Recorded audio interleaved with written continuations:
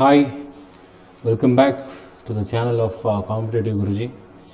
ಈಗ ಹೊಸದಾಗಿ ನೋಟಿಫಿಕೇಷನ್ ಏನು ಬಿಟ್ಟಿದ್ದಾರೆ KPSC ಅವರು, ಇದ್ರ ಬಗ್ಗೆ ನಾವು ಮಾತಾಡೋಣ. ಈ ಮುಂಚೆ ಒಂದು 2 ವರ್ಷದಿಂದ ನೀವು ಕಾದಿದ್ದು ಆಯಿತು, ಎಲ್ಲ ನಿಮ್ಮ ಇಂಟ್ರೆಸ್ಟು ಹೋಗಿದ್ದಾಯಿತು. ಈ 2 ವರ್ಷ ಸಿಲೆಬಸ್ಗಳು ಮುಗಿದು ಎಲ್ಲ ಮರ್ತೋಗ್ಬಿಟ್ಟಿರ್ತೀರ, ಎಲ್ಲ ಆಗಿದ್ದಾಗಿದೆ. ಆದರೆ ಇಲ್ಲಿಂದ ಒಂದು ಹೊಸ ಆರಂಭ. ಈಗ ಸರ್ಕಾರ ಬೇರೆ ಚೇಂಜ್ ಆಗ್ತಿದೆ. ನಮ್ಮ ಮುಖ್ಯಮಂತ್ರಿಗಳು ಸಾಹೇಬರು ರಾಜೀನಾಮೆ ಕೊಡ್ತೀನಿ ಅಂತ ಬೇರೆ ಹೇಳ್ತಿದ್ದಾರೆ. ಇರಲಿ, ಅದೇನಾದರೂ ಇರಲಿ, ತೊಂದರೆ ಇಲ್ಲ. ಬಟ್ SDA FDA ಈಗ ಸದ್ಯಕ್ಕೆ ಕಾಲಾಗಿರೋ SDA FDA ಬಗ್ಗೆ ಮಾತಾಡೋದಾದರೆ, ನಾವು ಇದರಲ್ಲಿ ಮುಖ್ಯವಾಗಿ ನೋಡಬೇಕಾಗಿರೋದೇನು, 2 ಪೇಪರ್ ಇರ್ತದೆ. ಆ 2 ಪೇಪರ್ನ ನಾವು ಹೆಂಗೆ ಕ್ರ್ಯಾಕ್ ಮಾಡಬೇಕು, ಕ್ರ್ಯಾಕ್ ಮಾಡೋದು ಹೆಂಗೆ ಅನ್ನೋದನ್ನು ನಾವು ನೋಡಬೇಕೇ ಹೊರತು ಇದು ಬಿಟ್ಟು ಬೇರೆದ್ರ ಬಗ್ಗೆ ನಾವು ತಲೆ ಕೆಡಿಸ್ಕೊಳ್ಳೋದು ಬೇಕಾಗಿಲ್ಲ. ಇಲ್ಲಿ ಮೇಯ್ನಾಗಿ ಫೋಕಸ್ ಮಾಡ್ತಾ ಇರೋದು ನಾನು GK/GS. ನಿಮಗೆ ಯೂಟ್ಯೂಬಲ್ಲಿ ಬೇಜಾನ್ ವೀಡಿಯೋ ಸಿಗುತ್ತೆ, ನಿಮಗೆ ಇದ್ರ ಕೊರತೆ ಇಲ್ಲ. ಇಂಗ್ಲೀಷು ಮೇ ಬಿ ಇರ್ಬೋದೇನೋ, ನನಗೆ ಗೊತ್ತಿಲ್ಲ, ನಾನು ನೋಡಿಲ್ಲ. ಅಂದರೆ ಬೇರೆ ಟೀಚರ್ಸ್ ಇದ್ದಾರಾ ಇಲ್ವಾ ಅದರ ಅನಲೈಸ್ ನಾನು ಮಾಡೋಕ್ಕೋಗಿಲ್ಲ. ಇಂಗ್ಲೀಷು ಈ ಚಾನಲಲ್ಲಿ ಸ್ಟಾರ್ಟ್ ಮಾಡ್ತೀನಿ. A to Z ಗ್ರಾಮರ್ ಏನಿರುತ್ತೆ, ಗ್ರಾಮರ್ ನಿಮಗೆ ಗ್ರಾಮರಿಂದ ಹಿಡಿದು ವೊಕ್ಯಾಬ್ಯುಲರಿ, ಕಾಂಪ್ರಹೆನ್ಷನ್ ಪೂರ್ತಿ ಇದು 100% ಪ್ಯಾಕೇಜ್ ಅಂತಲೇ ಹೇಳ್ಬೋದು. 100% ಪ್ಯಾಕೇಜು. ಒಂದು ಬ್ಯಾಚ್ ಅಂತ ಹೇಳಿ, ಒಂದು ಬ್ಯಾಚ್ ಹಂಗೆ ನಾನು ಲಾಂಚ್ ಮಾಡಿ ಆ ಬ್ಯಾಚಲ್ಲಿ ಪೂರ್ತಿ ಇಂಗ್ಲೀಷ್ ಮಾಡೋಣ ಅಂಥೇಳಿ ನನ್ನ ತಲೆಯಲ್ಲಿದೆ. ಅದನ್ನೇ ನಾನೀಗ ಮಾಡ್ತಾಯಿದ್ದೀನಿ. ಆ ಬ್ಯಾಚ್ ಹೆಸರು ನೀವು ನೆಕ್ಸ್ಟ್ ಕ್ಲಾಸಿಂದ ಹೇಳ್ತೀನಿ, ನಾನು ಬ್ಯಾಚ್ ಹೆಸರು ಮತ್ತು ತಮ್ಮನೇಲಲ್ಲೇ ನೀವು ನೋಡ್ತೀರಾ. ಇನ್ನೊಂದು 2-3 ದಿವಸದಲ್ಲಿ ಕಂಟಿನ್ಯೂ ಆಗುತ್ತೆ. ನಾಳೆಯಿಂದನೇ ಅಪ್ಲೋಡಿಂಗ್ ಶುರು ಮಾಡ್ತೀನಿ. ಅದ್ರದ್ದು ದಿವಸ ಒಂದೊಂದು ವೀಡಿಯೋ ಬರುತ್ತೆ ನಿಮಗೆ.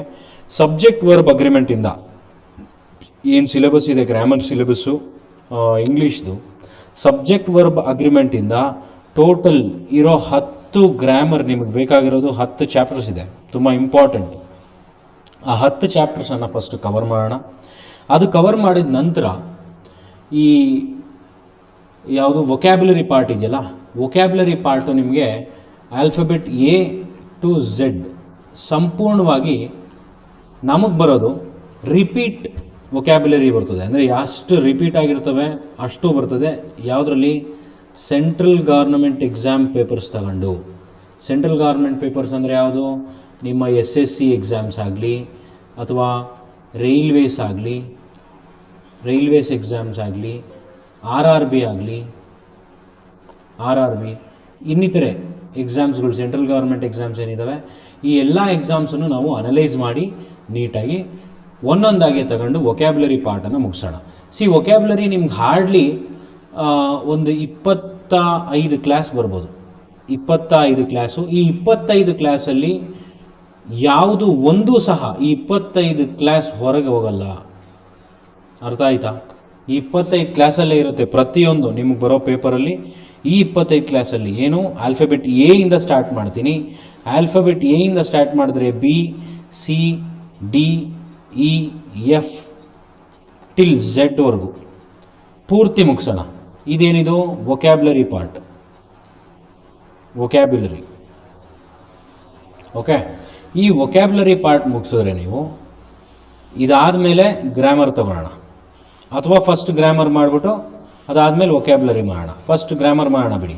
ಫಸ್ಟ್ ಗ್ರಾಮರ್ ಮುಗಿಸೋಣ, ಇದಾದಮೇಲೆ ವೊಕ್ಯಾಬ್ಯುಲರಿ ಎರಡನೇದು. ಸೈಮಲ್ಟೇನಿಯಸ್ ಆಗಿ ನಾವು ತೊಗೊಂಡು ಹೋಗೋಣ. ಅಂದರೆ ಡೇ ಒನ್ನು ನಿಮಗೆ ಗ್ರಾಮರ್ ಆಗಿದರೆ ಡೇ 2 ವೊಕ್ಯಾಬ್ ಮಾಡೋಣ. ಹಿಂಗೆ ತಗೊಂಡು ಹೋಗೋಣ. ಯಾಕಂದರೆ ನಮಗೀಗ ಟೈಮು ಹಾರ್ಡ್ಲಿ ನಿಮ್ಗೊಂದು 2 ತಿಂಗಳಿಂದ 3 ತಿಂಗಳಿದ್ರೆ ಹೆಚ್ಚು ಅಷ್ಟೇ. ಅದಕ್ಕೂ ಮೀರಿ ಅವರು ಟೈಮ್ ಕೊಡೋಲ್ಲ ನಿಮಗೆ. ಸೊ ಹಾಗಾಗಿ ಎಷ್ಟು ಬೇಗ ನಾವು ಮುಗಿಸ್ಕೋತೀವೋ ಅಷ್ಟು ನಮಗೆ ಅನುಕೂಲ. ಸುಮ್ಮನೆ ಟೈಮ್ ವೇಸ್ಟ್ ಮಾಡ್ಕೊಂಡು ಇರೋದು ಬೇಡ. ಈಗ ಸದ್ಯಕ್ಕೆ GK/GS ಮೇಲೆ ಕಾನ್ಸಂಟ್ರೇಟ್ ಮಾಡೋದು ಬೇಡ. ನಿಮಗೆ ಎಷ್ಟು ಸಾಕು ಅನ್ನೋಷ್ಟಿದೆ ಕ್ಲಾಸಸ್ಸು ಯೂಟ್ಯೂಬಲ್ಲಿ, ಹೌದಾ? ಎಷ್ಟು ಬೇಕು ಅಷ್ಟು ಇದೆ ಯೂಟ್ಯೂಬ್ ಕ್ಲಾಸಸ್ಸು. ಸೊ ಯೂಟ್ಯೂಬಲ್ಲಿ ನೀವು ಆದಷ್ಟು GK/GSನ್ನು ಮುಗಿಸ್ಕೊಳ್ಳಿ. ಆದರೆ ಈ GS ಅಥವಾ GKಯಲ್ಲಿ ನಾನು ಬೇಸಿಕ್ ಅಂದರೆ ಬೇಕಾಗಿರ್ತಕ್ಕಂಥ ಫೌಂಡೇಶನ್ ಸಬ್ಜೆಕ್ಟ್ಸನ್ನು ನಾವು ಮುಗಿಸೋಣ. ಯಾವುದು? ಒಂದು ಸ್ಟ್ಯಾಟಿಕ್ GK ಇಂದ ತೆಗಿತಿದ್ದಾನೆ. ಸ್ಟ್ಯಾಟಿಕ್ GK ಅಂದರೆ ಈ ನೃತ್ಯಗಳು, ಕ್ಲಾಸಿಕಲ್ ಡ್ಯಾನ್ಸ್, ಮತ್ತು ಹಲವಾರು ಪ್ರಶ್ನೆಗಳು ಬರ್ತಾ ಇದೆ ಸ್ಟ್ಯಾಟಿಕ್ ಜಿ ಕೆಯಿಂದ, ಸ್ಪೋರ್ಟ್ಸಿಂದ ಆಗಲಿ, ಡ್ಯಾನ್ಸಸ್ಸಿಂದ ಆಗಲಿ, ಮ್ಯೂಸಿಕ್ಕಿಂದ ಆಗಲಿ, ಎಷ್ಟೊಂದು ಬರುತ್ತೆ. ಇದು ಬಿಟ್ಟರೆ ಪಾಲಿಟಿ ಇದು ಸ್ವಲ್ಪ ಸ್ಪೆಲ್ಲಿಂಗ್ ಮಿಸ್ಟೇಕ್ ಇದೆ, ಸಾರಿ ಫಾರ್ ದ್ಯಾಟ್. ಪಾಲಿಟಿ ಬೇಕಾಗಿದೆ ನಮಗೆ. ಪಾಲಿಟಿ ಬಿಟ್ಟರೆ ಜಿಯೋಗ್ರಫಿ ಬೇಕು, ಜಿಯೋಗ್ರಫಿ ಬಿಟ್ಟರೆ ಹಿಸ್ಟ್ರಿ ಬೇಕು. ಇದಿಷ್ಟು ಈ ಕೋರ್ ಸಬ್ಜೆಕ್ಟ್ಸ್ ಏನಿದೆಯಲ್ಲ, ಈ 4 ಪಿಲ್ಲರ್ಗಳನ್ನು ನಾವು ಫಸ್ಟು ಮುಗಿಸ್ಬಿಡೋಣ. ಈ 4 ಪಿಲ್ಲರು ಜೊತೆಗೆ ಇಂಗ್ಲೀಷು, ಇವೆರಡೂ ನೀವು ಮಾಡ್ತಾಯಿದ್ರೆ ಕಂಪ್ಯೂಟರ್ ಸೈನ್ಸ್ಗೆ ವೀಡಿಯೋಸ್ ಇರುತ್ತೆ, ಯೂಟ್ಯೂಬಲ್ಲಿ ನೋಡ್ಕೊಳ್ಳಿ, ರೆಫರ್ ಮಾಡ್ಕೊಳ್ಳಿ. ಆದರೆ ಲಾಸ್ಟಲ್ಲಿ ಕಂಪ್ಯೂಟರ್ ಮಾಡೋಣ. ಕನ್ನಡ ನಿಮಗೆಲ್ಲರಿಗೂ ಗೊತ್ತು. ದರ್ಪಣ ಅಂತ ಒಂದು ಪುಸ್ತಕ ಏನೋ ಬರುತ್ತದು, ನಾನು ಮರ್ತಿದ್ದೀನಿ. ಆ ಒಂದು ಪುಸ್ತಕ ರೆಫರ್ ಮಾಡಿ, ಇಲ್ಲ ಅದಕ್ಕೆ ಬೇಕಾಗಿರ್ತಕ್ಕಂಥ ಬುಕ್ ಲಿಸ್ಟನ್ನು ನಾನು ಯೂಟ್ಯೂಬಲ್ಲಿ ಮತ್ತೆ ಅಪ್ಲೋಡ್ ಮಾಡ್ತೀನಿ ಅದಕ್ಕೆ ಸಪ್ರೇಟು. ಇದಿಷ್ಟು ನಮ್ಮ ಪ್ಲ್ಯಾನ್ ಆಗಿರುತ್ತೆ. ನಮ್ಮ ಪ್ಲ್ಯಾನ್ ಏನು? ಫಸ್ಟ್ ಥಿಂಗ್ ನಾವು ಮಾಡಬೇಕಾಗಿರೋದೇನು? ಫಸ್ಟ್ ಥಿಂಗು ಇಂಗ್ಲೀಷ್ ಕವರ್ ಮಾಡ್ತೀವಿ. ಅದಾದಮೇಲೆ GK/GS ಕವರ್ ಮಾಡ್ತೀವಿ. ಓಕೆ, GK ಅಥವಾ GS ಇವೆರಡೇ ನಮ್ಮ ಕಾನ್ಸಂಟ್ರೇಷನ್ ಇರೋದು, ಈ 2 ಸಬ್ಜೆಕ್ಟ್ಸ್ ಮೇಲೆ. ಇಂಗ್ಲೀಷು ಆಲ್ಮೋಸ್ಟ್ ಆಲ್ ನಿಮಗೆ ಒಂದು ಅಪ್ರಾಕ್ಸಿಮೇಟ್ಲಿ ತಗೊಳ್ಳಿ ಒಂದು 30 ದಿವಸದಲ್ಲಿ ಆಗೋಗುತ್ತೆ. ಅಂದರೆ 1 ಮಂತ್ಗೆ ಇಂಗ್ಲೀಷ್ ಮುಗಿದೋಗುತ್ತೆ. ಇನ್ನೊಂದು ಮಂತ್ಗೆ GK/GS ಅನ್ನೋದು ಮುಗಿಸೋಣ. ಟೋಟಲ್ ಒಂದು 2 ತಿಂಗಳಿಗೆ ಅಭ್ಯಾಸ ಮಾಡಿಬಿಟ್ರೆ 2 ತಿಂಗಳಿಗೆ ನಾವೇನು ಮಾಡ್ತೀವಿ?